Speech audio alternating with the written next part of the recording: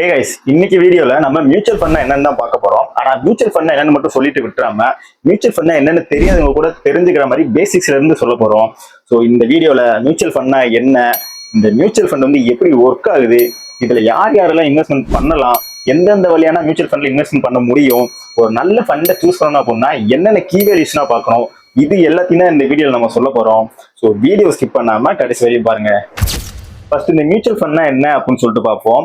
நிறைய பேர் சொல்லி கேள்விப்பட்டிருப்பீங்க, மியூச்சுவல் ஃபண்ட்ல இன்வெஸ்ட்மெண்ட் பண்ணுங்க, நீங்க இன்வெஸ்ட்மெண்ட் பண்ண அமௌண்ட் லாங் டேர்ம்ல நல்லா க்ரோ ஆகிருக்கும், இல்லைனா மியூச்சுவல் ஃபண்ட்ல இன்வெஸ்ட்மெண்ட்டே பண்ணாதீங்க, அது ஒரு ஸ்கேம் அப்படின்னு சொல்லிட்டு தான் கேள்விப்பட்டிருப்பீங்க.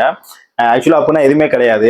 இந்த மியூச்சுவல் ஃபண்ட்னா என்ன அப்படின்னு பாத்தீங்கன்னா, ஒரு நிறைய பேர்கிட்ட இருந்து ஒரு குறிப்பிட்ட அமௌண்ட்டை கலெக்ட் பண்ணி அந்த அமௌண்ட் எல்லாம் ஒன்னா சேர்த்தா ஒரு ஃபண்டு வந்திருக்கும் இல்லையா, அந்த ஃபண்டை ஸ்டாக் மார்க்கெட் அண்ட் பாண்ட்ஸ்ல ஒரு ஃபினான்சியல் எக்ஸ்பர்ட்டை வச்சு அனாலிசிஸ் பண்ணி இன்வெஸ்ட்மெண்ட் பண்ற ஒரு இன்வெஸ்ட்மெண்ட் மெத்தட் தான் இந்த மியூச்சுவல் ஃபண்ட். இந்த மியூச்சுவல் ஃபண்ட் வந்து எப்படி ஒர்க் ஆகுது அப்படின்னு பாத்தீங்கன்னா ஏஎம்சின்னு சொல்லுவாங்க. இந்த ஏஎம்சினா என்னன்னு பாத்தீங்கன்னா அசட் மேனேஜ்மெண்ட் கம்பெனி அப்படின்னு சொல்லிட்டு சொல்லுவாங்க. ஸோ இந்த அசட் மேனேஜ்மெண்ட் கம்பெனினா எதுவும் கிடையாது, நான் முதல்ல சொன்னேன் இல்லைங்களா, இன்வெஸ்டர்ஸ் இருந்து இன்வெஸ்ட்மெண்ட் அமௌண்ட் எல்லாம் கலெக்ட் பண்ணி அதை ஒரு ஃபினான்சியல் எக்ஸ்பர்ட்டை வச்சு இன்வெஸ்ட்மெண்ட் பண்ணுவாங்க அப்படின்னு சொல்லிட்டு. ஸோ அந்த வேலையை பார்க்கக்கூடியவங்க தான் இந்த அசட் மேனேஜ்மெண்ட் கம்பெனி. ஸோ இதோட ஷார்ட் ஃபார்ம் தான் ஏஎம்சின்னு சொல்லுவாங்க. இந்தியால இந்த மாதிரி என்னென்ன அசட் மேனேஜ்மெண்ட் கம்பெனினா இருக்கு அப்படின்னு பாத்தீங்கன்னா, மோஸ்ட்லி ஃபெமிலியரான பேங்க்ஸ் எல்லாமே அவங்களுக்குன்னு ஒரு ஓன் ஏஎம்சி வந்து ரன் பண்ணுவாங்க. Like SBI, HDFC and axis bank மாதிரி இருக்கிற பேங்க்ஸ் எல்லாம். இதை தவிர்த்து இன்னும் பிரைவேட் அண்ட் கார்பரேட் ஏஎம்சிஸும் இருக்காங்க. Like Nippon India, Tata and Aditya Birla. So இந்த மாதிரி நிறைய ஏஎம்சிஸ் வந்து இருக்காங்க. இவங்க எல்லாருமே இவங்களை நம்பி இன்வெஸ்டர்ஸ் இன்வெஸ்ட்மெண்ட் பண்ண அமௌண்ட்டை ஃபினான்சியல் எக்ஸ்பர்ட்டை வச்சு தான் ஃபண்டை எல்லாம் மேனேஜ் பண்ணுவாங்க. லைக் அந்த ஃபண்ட் மேனேஜ்மெண்ட் தான் டிசைட் பண்ணுவாங்க இன்வெஸ்டர்ஸோட அமௌண்ட்டை எங்கே முதலீடு செய்யணும், அதை எப்போ எடுக்கணும், திருப்பி அதை எங்கே முதலீடு செய்யணும் அப்படின்ற அந்த அனாலிசிஸ்லாம் பண்ணி இன்வெஸ்டர்ஸோட ஃபண்டை எல்லாம் மேனேஜ் பண்ணுவாங்க. ஸோ இப்படி தான் ஆக்சுவலாக மியூச்சுவல் ஃபண்ட் வந்து ஒர்க் ஆகும். ஸோ இப்போ உங்களுக்கு மியூச்சுவல் ஃபண்ட் வந்து எப்படி ஒர்க் ஆகுது அப்படின்னு சொல்லிட்டு தியரட்டிக்கலாக புரிஞ்சிருக்கும். நெக்ஸ்ட் டெக்னிக்கலாக எப்படி ஒர்க் ஆகுதுன்னு சொல்லிட்டு பார்ப்போம். மியூச்சுவல் ஃபண்ட்ல யூனிட் அலோகேஷன் அப்படின்ற ஒரு ப்ராசஸ் இருக்கு. அப்படின்னா என்னன்னு பாத்தீங்கன்னா, இப்போ நீங்க ஒரு மியூச்சுவல் ஃபண்ட் வந்து சூஸ் பண்றீங்க, அந்த மியூச்சுவல் ஃபண்ட் வந்து ஒரு 20 கம்பெனில வந்து இன்வெஸ்ட்மெண்ட் பண்றாங்க. இப்போ நீங்க அந்த மியூச்சுவல் ஃபண்ட்ல இன்வெஸ்ட்மெண்ட் பண்ணும்போது அந்த கம்பெனிஸோட ஸ்டாக்ஸை வந்து டைரக்டா நீங்க பை பண்ண மாட்டீங்க, அதுக்கு பதிலாக நீங்க யூனிட்ஸா தான் பை பண்ணுவீங்க. இந்த யூனிட்ஸ்னா என்னன்னு பாத்தீங்கன்னா, ஒவ்வொரு மியூச்சுவல் ஃபண்டுக்குமே என்ஏவி அப்படின்ற ஒரு வேல்யூ இருக்கும். அப்படின்னா என்னன்னு பாத்தீங்கன்னா நெட் அசெட் வேல்யூ அப்படின்னு சொல்லிட்டு சொல்லுவாங்க. இந்த என்ஏவியோட வேல்யூ வந்து என்ன பிரைஸ்ல இருக்கோ அதுதான் ஒரு யூனிட்டோட பிரைஸ். இந்த என்ஏவின்றத இன்னும் சிம்பிளா சொல்லணும்னா, லைக் ஸ்டாக் மார்க்கெட்ல ஒரு கம்பெனி இருக்கு, அந்த கம்பெனியோட ஒரு ஷேரோட வேல்யூ இவ்வளோ அப்படின்னு சொல்லிட்டு இருக்கும் இல்லையா, அது மாதிரி தான் மியூச்சுவல் ஃபண்ட்ல யூனிட்ஸ்ன்னு சொல்லுவாங்க. ஒரு யூனிட்டோட வேல்யூ தான் அந்த என்ஏவியோட வேல்யூ. லைக் இப்போ ஒரு மியூச்சுவல் ஃபண்ட் வந்து நீங்க சூஸ் பண்றீங்க, அந்த மியூச்சுவல் ஃபண்டோட என்ஏவி வேல்யூ வந்து இப்போ 100 ரூபா இருக்குன்னா, இப்போ நீங்க அந்த மியூச்சுவல் ஃபண்ட்ல 1000 ரூபாய் இன்வெஸ்ட்மெண்ட் பண்றீங்கன்னா இப்போ உங்களுக்கு வந்து 10 யூனிட் வந்து அலோகேட் பண்ணுவாங்க. இந்த 10 யூனிட் அலோகேட் ஆகும் அப்படின்னு சொன்னது நான் சும்மா ரஃப் எக்ஸாம்பிள் தான் நான் சொல்றேன். பட் ரியல் டைம்ல உங்களுக்கு இப்போ நீங்க 1000 ரூபாய் போடுறீங்கன்னா 100 ரூபாய் என்ஏவினா 10 யூனிட் அலோகேட் ஆயிருமானா அப்படி ஆகாது. 9 something தான் ஆகும். ஏன் அப்படின்னு பாத்தீங்கன்னா, அந்த சம் சார்ஜஸ்னா இருக்குங்க இல்லையா, இப்போ நீங்க 1000 ரூபாய் போடுறீங்கன்னா அதுக்கு ஒரு சார்ஜஸ்னா எவ்வளவோ அதெல்லாம் போக மிச்சம் எவ்வளவு அமௌண்ட் இருக்கோ அந்த அமௌண்ட்டுக்கான யூனிட் தான் உங்களுக்கு அலோகேட் பண்ணுவாங்க. இதுக்கு ரொம்ப பிடிப்பாங்களான்னு கேட்டீங்கன்னா அவ்வளோனா பிடிக்க மாட்டாங்க. ஜஸ்ட் பைசா கணக்குல தான் உங்களுக்கு வந்து அமௌண்ட் போகும். இப்போ நீங்க 1000 ரூபாய் இன்வெஸ்ட்மெண்ட் பண்றீங்கன்னா ஒரு 5 பைசா என்னமோ போகும்னு நினைக்கிறேன். ஸோ இப்போ 5 பைசா போக 999.95 பைசா இருக்கு அப்படின்னா அந்த 999.95 பைசாக்கு எவ்வளவு யூனிட் உங்களுக்கு அலோகேட் பண்ணணுமோ அவ்வளவு யூனிட் வந்து அலோகேட் பண்ணுவாங்க. ஸோ இப்படிதான் மியூச்சுவல் ஃபண்ட்ல நீங்க இன்வெஸ்ட்மெண்ட் பண்ற அமௌண்ட் பேஸ் பண்ணி உங்களுக்கு யூனிட் அலோகேஷன் வந்து நடக்கும். ஸ்டாக் மார்க்கெட்ல இருக்கிற ஒரு கம்பெனியோட ஷேர் வேல்யூ எப்படி டெய்லி பேசிஸ்ல சேஞ்ச் ஆகிட்டே இருக்குமோ அதே மாதிரிதான் மியூச்சுவல் ஃபண்ட்ல இருக்கிற இந்த என்ஏவியோட பிரைஸுமே டெய்லி பேசிஸ்ல சேஞ்ச் ஆகிட்டே இருக்கும். இது எப்படி ப்ரோ சேஞ்ச் ஆகுது அப்படின்னு கேட்டீங்கன்னா, இதுக்கு அவங்க ஒரு ஃபார்முலா வந்து யூஸ் பண்ணுவாங்க. அந்த ஃபார்முலா தான் இந்த ஃபார்முலா. ஸோ இந்த ஃபார்முலா யூஸ் பண்ணி தான் அவங்க மியூச்சுவல் ஃபண்டோட என்ஏவியோட பிரைஸை வந்து சேஞ்ச் பண்ணிட்டே இருப்பாங்க. ஸோ இப்போ உங்களுக்கு இந்த மியூச்சுவல் ஃபண்டோட ஓவரால் டெக்னிக்கல் ஃப்ளோ வந்து எப்படி ஒர்க் ஆகுது அப்படின்றது உங்களுக்கு புரிஞ்சிருக்கும். நெக்ஸ்ட் இந்த மியூச்சுவல் ஃபண்ட்ல யார் யாரெல்லாம் இன்வெஸ்ட்மெண்ட் பண்ணலாம் அப்படின்னு சொல்லிட்டு பார்ப்போம். மியூச்சுவல் ஃபண்ட்ல யார் யாரெல்லாம் இன்வெஸ்ட்மெண்ட் பண்ணலாம் அப்படின்னு பாத்தீங்கன்னா, உங்களுக்கு 18 வயசு இருந்தாலும் சரி, இல்ல 18 வயசுக்கு மேல இருந்தாலும் சரி, உங்க பேர்ல உங்களால இன்வெஸ்ட்மெண்ட் பண்ண முடியும்.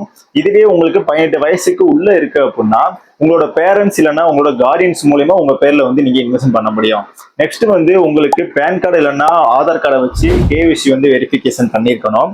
நெக்ஸ்ட் உங்களுக்கு ஏதாச்சும் ஒரு பேங்க் அக்கௌண்ட்ல அக்கௌண்ட் ஓபன் பண்ணிருக்கணும். ஸோ இது எல்லாமே ப்ராப்பரா இருந்தாலே போதும் உங்களாலையும் மியூச்சுவல் ஃபண்ட்ல வந்து இன்வெஸ்ட் பண்ண முடியும். இப்போ நீங்க மியூச்சுவல் ஃபண்ட்ல இன்வெஸ்ட்மெண்ட் பண்ணணும்னு நினைக்கிறீங்கன்னா என்னென்ன வழியான மியூச்சுவல் ஃபண்ட்ல இன்வெஸ்ட்மெண்ட் பண்ணலாம் அப்படின்னு சொல்லிட்டு பார்ப்போம். உங்களுக்கு கிட்டத்தட்ட 3 ஆப்ஷன் இருக்கு. அதுல ஃபர்ஸ்ட் ஆப்ஷன் என்னன்னு பாத்தீங்கன்னா ஆன்லைன் ஆப்ஷன் தான். ஆன்லைன் ஆப்ஷன் என்னன்னு பாத்தீங்கன்னா நீங்க மியூச்சுவல் ஃபண்ட்ல ஆன்லைன்லயே இன்வெஸ்ட்மெண்ட் பண்ற மெத்தட் தான் ஆன்லைன் ஆப்ஷன். இது எப்படின்னு பாத்தீங்கன்னா இப்போ நீங்க ஒரு மியூச்சுவல் ஃபண்டை சூஸ் பண்ணிட்டீங்க அப்படின்னா அந்த மியூச்சுவல் ஃபண்டுக்குன்னு அபிஷியல் ஆப்போ இல்லைன்னா அபிஷியல் வெப்சைட்டோ இருந்துச்சு அப்படின்னாலும் சரி, அப்படி அதுவும் இல்லைன்னா ஏதாச்சும் புரோக்கரேஜ் ஆப்ஸ் இருந்தாலும் சரி, நீங்க அந்த புரோக்கரேஜ் ஆப்ஸ் மூலமா ஆன்லைன்ல நீங்க நினைக்கிற மியூச்சுவல் ஃபண்ட்ல இன்வெஸ்ட்மெண்ட் பண்ணிக்க முடியும். செகண்ட் வே என்னன்னு பாத்தீங்கன்னா டிஸ்ட்ரிபியூட்டர் மூலமா நீங்க இன்வெஸ்ட்மெண்ட் பண்ணலாம். லைக் ஏஎம்எஃப்ஐல ரெஜிஸ்டர் பண்ண ஒரு பினான்சியல் அட்வைசரோ இல்லைன்னா டிஸ்ட்ரிபியூட்டர் மூலமா ஒரு ஃபண்டை சூஸ் பண்ணி நீங்க இன்வெஸ்ட்மெண்ட் பண்ணிக்கலாம். தேர்ட் வே என்னன்னு பாத்தீங்கன்னா ஆஃப்லைன் தான். ஸோ ஆஃப்லைன் என்ன பாத்தீங்கன்னா உங்க வீட்டுக்கு பக்கத்துலேயே ஏதாச்சும் மியூச்சுவல் ஃபண்ட் பிரான்ச்சோட ஆஃபீஸ் இருந்துச்சு அப்படின்னா நீங்களே டைரக்டா அங்க போய் ஃபார்ம் ஃபில் பண்ணியோ இல்லைன்னா செக் கொடுத்தோ நீங்க வந்து இன்வெஸ்ட்மெண்ட் பண்ணிக்க முடியும். ஸோ எனக்கு தெரிஞ்ச இந்த 3 வேயுமே நான் சொல்லிட்டேன். நீங்க ஆல்ரெடி மியூச்சுவல் ஃபண்ட்ல இன்வெஸ்ட்மெண்ட் பண்ணிக்கிருக்கீங்க அப்படின்னா இந்த 3 வேஸ்ல எந்த வழியா நீங்க இன்வெஸ்ட்மெண்ட் பண்ணிக்கிருக்கீங்க அப்படின்றத மறக்காம கமெண்ட்ல சொல்லிட்டு போங்க. இப்போ எப்படி ஒரு மியூச்சுவல் ஃபண்டை சூஸ் பண்ணலாம் அப்படின்னு சொல்லிட்டு பார்ப்போம். இப்போ நீங்க ஒரு நல்ல மியூச்சுவல் ஃபண்டை சூஸ் பண்ணணும் அப்படின்னா அந்த ஃபண்டோட ப்ரீவியஸ் ரிட்டர்ன்ஸை மட்டும் பார்த்துட்டு நீங்க டிசைட் பண்ணிடாம ஒரு சில கீ வேல்யூஸ்லாம் நீங்க பார்க்கணும். அதுல ஃபர்ஸ்ட் இருக்கிறது என்னன்னு பார்த்தீங்கன்னா ரிஸ்க் அட்ஜஸ்டட் கீ வேல்யூன்னு சொல்லிட்டு சொல்லுவாங்க. ஸோ இதுக்கு கீழே உங்களுக்கு 2 வேல்யூ வரும், ஆல்ஃபா அண்ட் பீட்டா அப்படின்னு சொல்லிட்டு. இதுல இந்த ஆல்ஃபான்றதை எதை மீன் பண்ணும் அப்படின்னு பாத்தீங்கன்னா இது பெஞ்ச் மார்க் இண்டெக்ஸ் ஆன லைக் நிஃப்டி 50ன்ற இண்டெக்ஸை காட்டிலும் நீங்க சூஸ் பண்ணிருக்க ஃபண்டு எவ்வளவு எக்ஸ்ட்ரா ரிட்டர்ன்ஸ் கொடுத்துருக்கு அப்படின்றத இது காட்டும். ஸோ நீங்க இப்போ மியூச்சுவல் ஃபண்ட் சூஸ் பண்றீங்க அப்படின்னா இந்த ஆல்ஃபா வேல்யூ வந்து பாசிட்டிவா இருக்கிற மாதிரி நீங்க பாத்துக்கோங்க. லைக் +1 ஆர் +2 இருக்கிற மாதிரி பாத்துக்கோங்க. ஸோ அப்படி இருக்கு அப்படின்னா நீங்க சூஸ் பண்ணிருக்க ஃபண்டு பெஞ்ச் மார்க் இண்டெக்ஸை விட நல்லா பெர்ஃபார்ம் பண்ணுதுன்னு அர்த்தம். நெக்ஸ்ட் இந்த பீட்டா வேல்யூனா என்னன்னு பாத்தீங்கன்னா இது மார்க்கெட்டோட ஃபிளக்சுவேஷனை என்னன்னு காட்டுது. லைக் இப்போ நீங்க சூஸ் பண்ணிருக்க மியூச்சுவல் ஃபண்டோட பீட்டா வேல்யூ 1க்கு மேல இருந்தா ஹை ரிஸ்க், 1க்கு கீழே இருந்தா லோ ரிஸ்க். அடுத்து எக்ஸ்பென்ஸ் ரேஷியோ அப்படின்ற ஒரு கீ வேல்யூ இருக்கு. இது ரொம்பவே முக்கியமான ஒரு கீ வேல்யூ. ஏன் அப்படின்னு பாத்தீங்கன்னா உங்களோட பணத்தை மேனேஜ் பண்றதுக்காக மியூச்சுவல் ஃபண்ட் கம்பெனி உங்ககிட்ட இருந்து வருஷம் கலெக்ட் பண்றக்கூடிய ஒரு ஃபீஸ் தான் இது. ஸோ இது வந்து டோட்டல் அசெட் வேல்யூல இருந்து பெர்சன்டேஜ் கணக்கில் அவங்க கால்குலேட் பண்ணுவாங்க. ஃபார் லைக் எப்படின்னு பார்த்தீங்கன்னா இப்போ நீங்க வந்து சூஸ் பண்ணிக்க மியூச்சுவல் ஃபண்டோட எக்ஸ்பென்ஸ் ரேஷியோ 2% போட்டிருக்காங்கன்னு வைங்க.